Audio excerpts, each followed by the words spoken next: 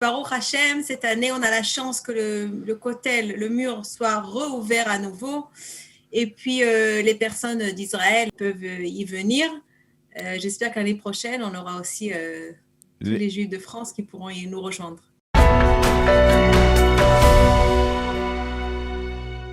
Yohanna Bisraor, bonjour, Boker Tov et Chag Sameach. Boker Tov, Chag Sameach. Merci d'être avec nous. Je rappelle à nos auditeurs que vous êtes la porte-parole du Keren Lemoreshet HaKotel, de la Fondation pour le patrimoine du Kotel HaMaaravi. Et bien entendu, en cette fête de Pessah, on peut dire que c'est les grandes retrouvailles entre le Ham Israël et le Kotel HaMaaravi, parce que le Kotel HaMaaravi était difficile d'accès pendant près d'un an. Depuis l'année dernière, on se souvient de ces images de désolation où il n'y avait personne devant l'esplanade du Kotel lors de Pessah précédent. Là, aujourd'hui, c'est totalement différent, n'est-ce pas? Voilà, exactement. Donc, il y a un an, on se retrouvait avec 10 Kohanim qui habitaient juste à côté dans la vieille ville, qui sont venus pour être les représentatives du peuple juif du monde entier. Et puis, Baruch Hashem, cette année, on a la chance que le kotel, le mur, soit rouvert à nouveau. Et puis, les personnes d'Israël peuvent y venir. J'espère qu'année prochaine, on aura aussi tous les Juifs de France qui pourront nous rejoindre. Alors voilà, bien entendu, on a cet espoir. Cette année, c'est pas possible véritablement, mais cette année, donc, elle va être marquée, cette fête de Pessah, comme le veut la tradition. Vous en parliez il y a quelques instants par la Birkat Kohanim. Et alors, d'ordinaire, la Birkat Kohanim, il y en a une. Cette fois-ci, cette année, Manishtana. Manishtana, et il y en aura deux. Shte Pe'amim. Et on est toujours en fait entouré par ce virus de Corona, donc on fait quand même attention de ne pas avoir trop de monde comme les autres années. Donc même s'il y aura peut-être des milliers de personnes qui viendront, ça ne sera pas exactement comme chaque année. Donc c'est pour ça qu'on a fait 2 Birkat Kohanim, un jour après l'autre, donc aujourd'hui puis demain. Et comme ça, le monde entier pourra venir d'Israël entier. On a juste demandé que les personnes qui viennent aujourd'hui ne viennent pas demain. Et comme ça, on peut donner l'opportunité à plus de monde d'y arriver. Alors, donc, aujourd'hui, il faut le rappeler, c'est Chag en Chutz La'aretz, et donc demain, les Juifs du monde entier pourront se connecter pour assister à cette Birkat Kohanim. Voilà, exactement. La Birkat Kohanim sera en live, en direct, sur le site du Kotel. Et puis vous pourrez nous rejoindre demain à 8h45 exact, heure Israël. Pour les gens de diaspora. Et donc aujourd'hui, alors aussi, à quelle heure c'est la Birkat Kohanim aujourd'hui? Donc aujourd'hui aussi, ça sera entre 8h45 et 10h30. Heure Israël, bien sûr. Et puis, il y aura la média israélienne qui fera le reportage sur place. Alors, je voudrais qu'on revienne un peu sur ces périodes de Corona qui ont été très difficiles pour les fidèles qui voulaient venir au Kotel. Il y a de longues périodes pendant lesquelles il n'a pas été rendu possible de visiter le Kotel. Et on a vu les organisateurs, la fondation dont vous êtes la porte-parole, être extrêmement en mouvement pendant toute cette année avec les capsules. Il y aura encore les capsules d'ailleurs pendant la fête de Pessah, ces différentes capsules que l'on voit, qu'on a vues presque toute l'année. Oui, alors exactement.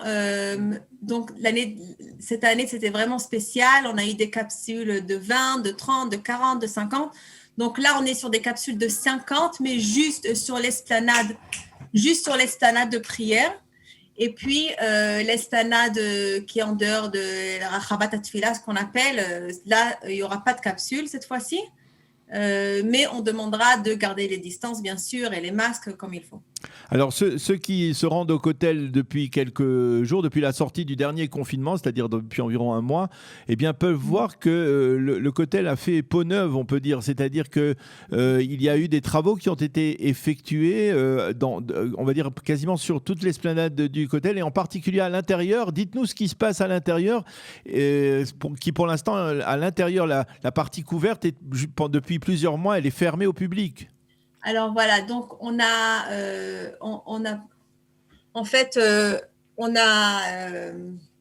comment dirais-je, on a profité de ce confinement qu'il n'y avait pas beaucoup de monde pour pouvoir faire des travaux pour le bénéfice des visiteurs qui viennent.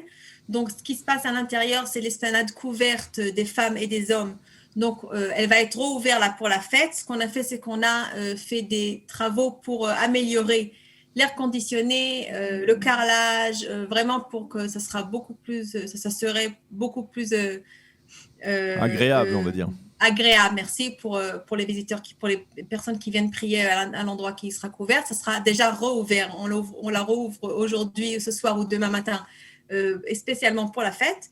Et puis, sur l'esplanade à l'extérieur aussi, le carrelage a été retiré. Le parterre du mur qui a été un peu, on va dire, pas très stable ces derniers temps.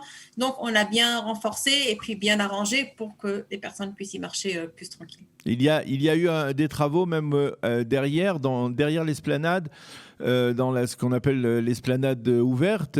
Est-ce que c'est vrai qu'il y a des fouilles souterraines qui vont être effectuées? Alors, il y a des fouilles, c'est pas l'endroit dont ils ont fait les travaux maintenant, mais il y a des fouilles en dessous l'immeuble qui a été construit. J'espère que c'est des fouilles qui ont déjà été découvertes il y a 10 ans. Et pendant des années, on pouvait y visiter avec les guides de la Keren Moreshet HaKotel. Mais cet immeuble, après les fouilles ont été fermées pour construire l'immeuble. L'immeuble aura des classes qui seront rouvrir, qui va s'ouvrir en fait dans quelques mois. Et puis, on pourra reprendre ces visites souterraines sous cet immeuble et puis découvrir des choses magnifiques.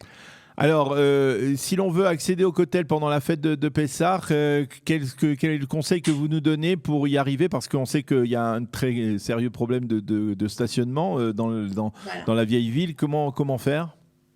Donc, la meilleure option, c'est d'essayer de se garer dans les endroits qui sont libres dans Jérusalem, vers, on va dire, l'ancienne station de train Mitra Matachana.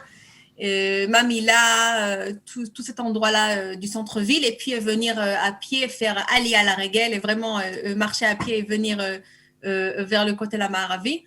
Ça serait l'idéal, parce que vraiment la vieille ville en fait est fermée pour les voitures pendant cette fête. Donc même les taxis, je ne sais pas exactement quand ils laisseront entrer ou pas. Donc vraiment, je vous recommande de venir à pied.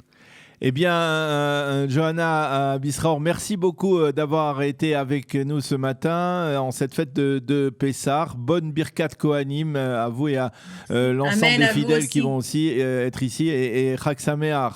Chag Sameach, on vous attend.